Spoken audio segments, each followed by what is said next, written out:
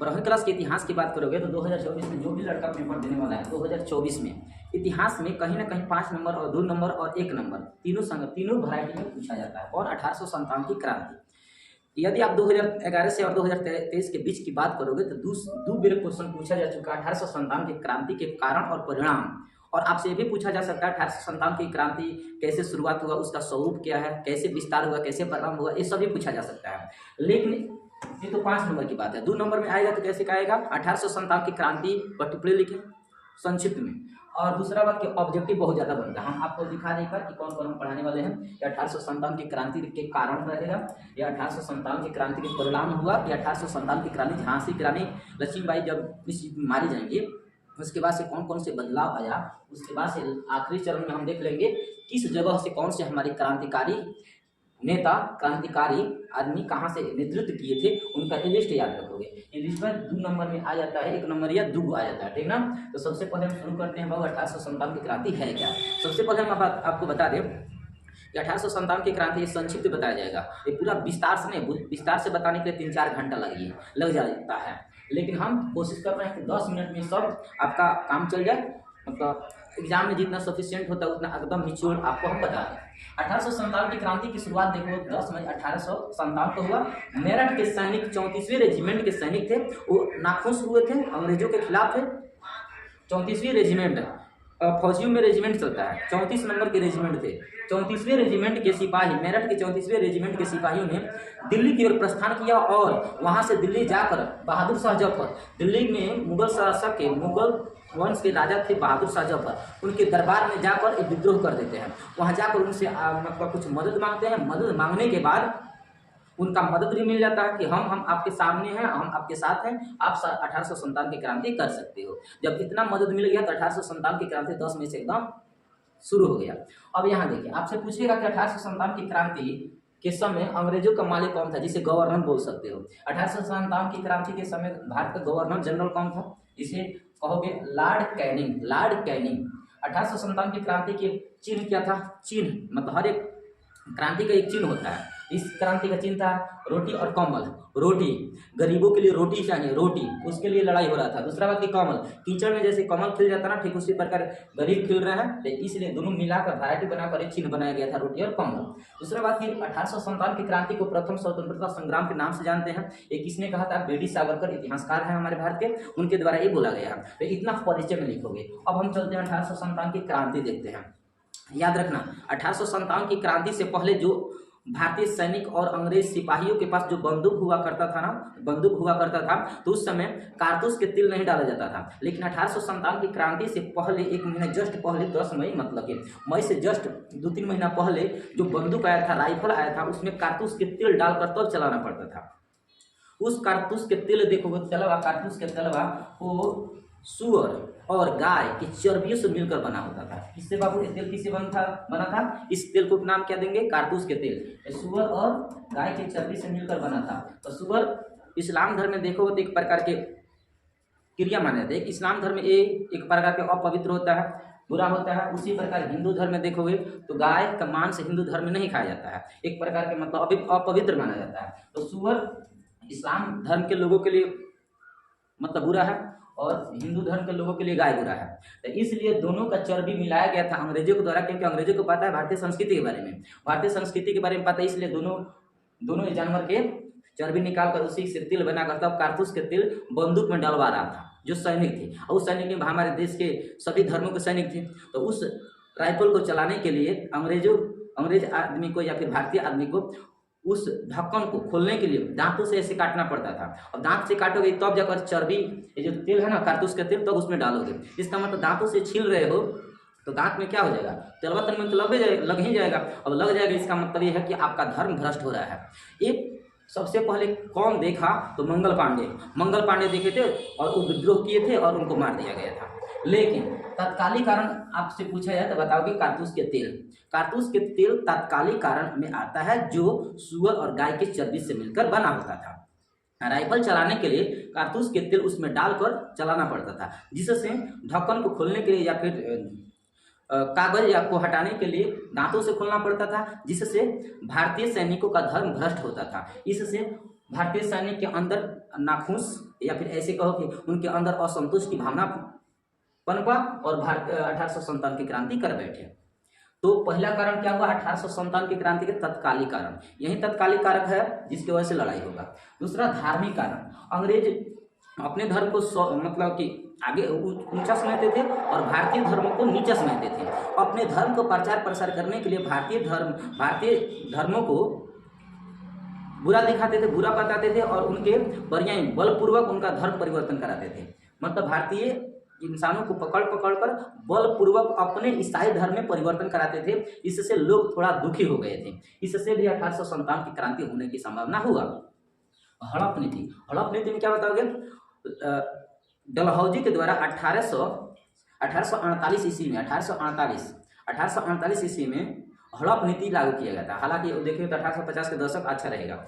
डलहौजी के द्वारा हड़प नीति लागू किया गया था, जिसमें नियम था यदि किसी राजा के पास कोई संतान नहीं है तो उस राजा को मरने के बाद पूरा साम्राज्य अंग्रेजों का हो जाएगा।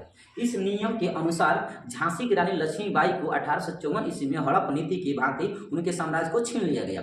इतना ही नहीं, सतारा को भी, नागपुर को, ऐसे अनेकों साम्राज्य को छीन लिया गया, जिससे वहां के लोग नाखुश हो गए थे, मतलब असंतोष हो गए थे और इससे भी 1857 की क्रांति हो बैठा। तो समझा, हड़प नीति भी एक प्रकार के कारण बन गया। अगर ये कारण मतलब हड़प नीति लागू नहीं हुआ होता तो शायद 1857 की क्रांति के कारण नहीं बन पाता। तो हड़प नीति अंग्रेज लागू किया और दूसरे के साम्राज्य छीन लिया, तो दूसरे के साम्राज्य छीनोगे तो उनको गुस्सा आएगा तो युद्ध होगा। यही 1857 की क्रांति होगा। और सामाजिक कारण में देखो, सामाजिक कारण में क्या होगा? सामाजिक कारण में देखो तो यहाँ कई प्रकार के समाज में उच्च नीच भेदभाव वाला काम होने लगा। अंग्रेजों के द्वारा 1829 ईस्वी में और 1856 ईस्वी में भारतीय संस्कृति के धर्मों पर कुछ प्रभाव किया गया जो कुछ लोगों को अच्छा नहीं लगा। जैसे 1829 में सती प्रथा का अंत किया, जो हमारे भारतवासियों को कुछ लोगों को अच्छा लगा और कुछ लोगों को बुरा लगा। हम आज की दृष्टि से देखें तो 1829 में सती प्रथा अच्छा है, लेकिन उस समाज के बड़े वर्गों को अच्छा नहीं लगता था। 1829 में सती प्रथा का जो अंत हुआ ना, कुछ लोगों को अच्छा लगा था, कुछ लोगों को अच्छा नहीं लगा था। तो कुछ लोगों को अच्छा नहीं लगा तो 1857 की क्रांति के कारण मान बैठे। और वहीं 1856 ईस्वी की बात करोगे, 1856 ईस्वी में लॉर्ड कैनिंग के द्वारा विधवा पुनर्विवाह एक्ट पारित किया गया। विधवा पुनर्विवाह को प्रोत्साहित किया गया और जिसमें विधवाओं को विवाह करने का मौका दे दिया गया। इससे समाज के बड़े हिस्सों के ऊपर कुछ आघात पहुंचा और 1857 की क्रांति कर बैठे। ठीक है, दो कारण सामाजिक कारण में बताओगे। सामाजिक कारण में कौन कौन? 1829 में सती प्रथा और 1856 में विधवा पुनर्विवाह।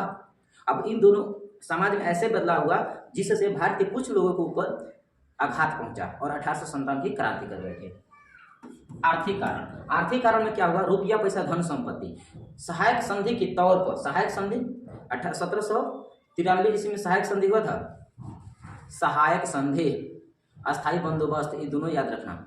सहायक संधि और स्थायी बंदोबस्त दोनों में अंतर होता है। ये दोनों नीति देखेगा ना, सहायक संधि, सहायता के लिए दूसरे को मिला लो और अपना उसका सहायता है तो न जाओ, ये सहायक संधि होता है। और अस्थायी बंदोबस्त में क्या था कि पूरी तरह से अस्थायी कर दो, इतना टैक्स हमें चाहिए। अंग्रेजों का अस्थायी बंदोबस्त के तहत अंग्रेज किसान के ऊपर अस्थायी बंदोबस्त के तहत कई प्रकार के टैक्स लागू कर दिए थे, जिससे अंग्रेजों को वो टैक्स कमर तोड़ दिया था। कमर तोड़ने का मतलब होता है कि पूरी तरह से उनको ध्वस्त कर दिया था। उनका पूरा जमीन, जायदाद, गहना गुड़िया सब लुटा गया था उस टैक्स को भरने के लिए। क्योंकि एक साल में यदि फसलों का उत्पादन हो रहा है और मान लो अगले साल फसल का उत्पादन नहीं होता था तो क्या होता था ना कि उसके अगले साल दोनों जोड़कर एक साथ देना पड़ता था। अगर नहीं दोगे ना तो घर बेच कर दो या फिर जमीन बेच कर दो या फिर जमींदार छीन लेता था। तो ऐसे नियम था सामाजिक आर्थिक कारण में। टैक्स इतना ना ज़्यादा लगाया गया था जिससे किसान असंतुष्ट हो गए थे, मतलब नाखुश हो गए थे, जिससे सभी किसान भड़के हुए थे अंग्रेजों की नीतियों के ऊपर। तो ये सब बताओगे बाबू कौन? आर्थिक कारण, सामाजिक, हड़प और धार्मिक और तत्कालिक। और एक बता देना, 6वां कारण हो सकता है सैनिक कारण। सैनिक कारण में क्या होता था? सैनिकों को भेदभाव किया जाता था। भारतीय सैनिकों को नीचे दिखाया जाता था और यूरोपीय सैनिकों को ऊपर दिखाया जाता था। सैनिकों को टाइम से सैलरी नहीं दिया जाता था। सैनिकों को टाइम से सैलरी नहीं दिया जाता था, जिसकी वजह से सैनिक इन पर भड़के हुए थे। दूसरा बात कि पद उन्नति, जो अंग्रेजों के द्वारा भारतीय सैनिकों को पद उन्नति के मतलब प्रमोशन करने का जो अधिकार होता है ना, तो भारतीय सैनिकों को नहीं दिया जाता था, केवल व केवल यूरोप के सैनिकों को दिया जाता था, जिससे भारतीय सैनिक इन पर भड़के हुए थे, मतलब बहुत ज़्यादा गुस्सा में थे। इसलिए 34वीं रेजिमेंट के सैनिकों ने निकल कर 10 मई को मेरठ से विद्रोह करना शुरू कर दिया। देखो ये सब कारण हुआ 1857 की क्रांति। आगे देखते हैं, 1857 की क्रांति हो गया तो बदलाव क्या होगा। नो डाउट 1857 की क्रांति, भले ही हम हार गए, लेकिन 1857 की क्रांति जो हमें सीख दी ना, वो हम मतलब कभी भी नहीं भूल सकते हैं। 1857 की क्रांति को सीख लेते हुए 1947 तक जो क्रांति हुई वो अंग्रेजों को कहीं ना कहीं छक्का छुड़ा दिया, अर्थात तो अंग्रेजों को यहाँ से खदेड़ भगा दिया। तो 1857 की क्रांति भले ही पूरी तरह से सफल नहीं हुई, लेकिन कुछ ना कुछ तो बदलाव हुआ अंग्रेजों के अंदर। पहला बदलाव क्या हुआ, तो परिणाम का मतलब क्या रिजल्ट निकला, तो बताओ कि मुगल वंश की समाप्ति हो गया। 1857 में बहादुर शाह जफर मुगल वंश का अंतिम राजा रहेगा और उनके वंश को समाप्त कर दिया गया और ईस्ट इंडिया कंपनी को स्थापित कर दिया गया, पूरी तरह से लॉन्च कर दिया गया। भारत में ईस्ट इंडिया कंपनी ही मालिक रहेगा। इससे पहले कौन मालिक था, मुगल वंश मालिक था, लेकिन अब मुगल वंश को समाप्त करके ईस्ट इंडिया कंपनी को एकाधिकार अर्थात कह दो कि पूरे भारत पर साम्राज्य चलाएगा, शासन प्रशासन चलाएगा। दूसरा, प्रेसों के लिए दमनकारी नीतियां लागू की गई। प्रेस का मतलब मीडिया वाले जो होते हैं ना, अखबार छापते हैं, उनके ऊपर दमन कार्य, उनके ऊपर कई प्रकार की नीतियां लागू की गई, जिसमें बोला गया यदि कोई मीडिया वाला, यदि कोई प्रेस वाले अंग्रेजी भाषा को छोड़कर बाकी किसी भी भाषा में यदि अखबार छाप रहा है तो उनके ऊपर वर्नाकुलर प्रेस एक्ट के तहत उनको जब्त कर लिया जाएगा और कई सालों के लिए जुर्माना या फिर कुछ टैक्स, उनको कुछ मतलब जुर्माना भरना पड़ेगा। तो ये सब था दमनकारी नीतियाँ। बुझो, जो हम बोल रहे हैं ना सब कॉपी में लिखते चलना, वही आपका आंसर होगा। तीसरा आंसर होगा सैनिकों का पुनर्गठन।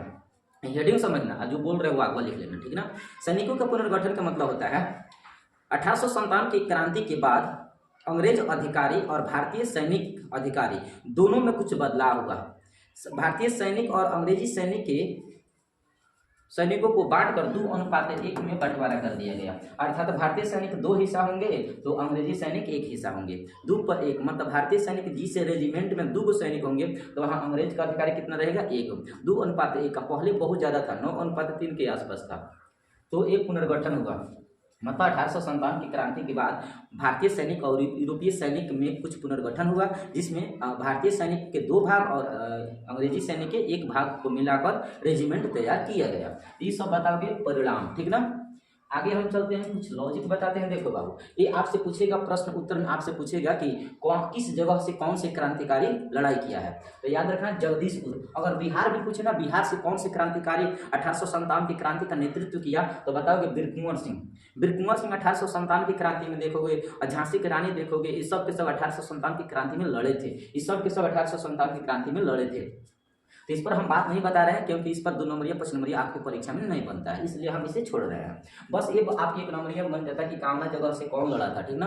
तो याद रखना जगदीशपुर से वीर कुंवर सिंह, या फिर कहे बिहार से तो बिहार से भी वीर कुंवर सिंह ही थे। अगर स्पेशली पटना को बोले तो पटना को बताओगे पीर अली एक पुस्तक विक्रेता थे। बिहार के पूछे तो वीर कुंवर सिंह, और जगदीशपुर के पूछे तो वीर कुंवर सिंह, और पटना के पूछे तो पीर अली, दोनों तीनों याद रखना। झांसी की रानी लक्ष्मीबाई, कानपुर से नाना साहब के साथ कौन थे, तात्या टोपे। जब आखिरी बार में नाना साहब जब नेपाल चले गए तो उसके जगह पर मतलब तात्या टोपे फिर से वापस आते हैं और लक्ष्मीबाई के साथ मिलकर युद्ध करते हैं। तो लखनऊ से बेगम हजरत महल, बरेली से खान बहादुर खान, दिल्ली से बहादुर शाह जफर, लेकिन 80 साल के वृद्ध अवस्था में थे, इसलिए इन्होंने अपना पूरा नेतृत्व बख्त खान को दे दिया। मतलब इनको सौंप दिया कि तुम ही लड़ो और तुम ही ये सब करो, क्योंकि बहादुर शाह जफर थोड़ा वृद्ध अवस्था में पहुंच चुके थे, 80 वर्ष के। तो ये रहा आपका 1857 की क्रांति। उम्मीद करते हैं वीडियो समझना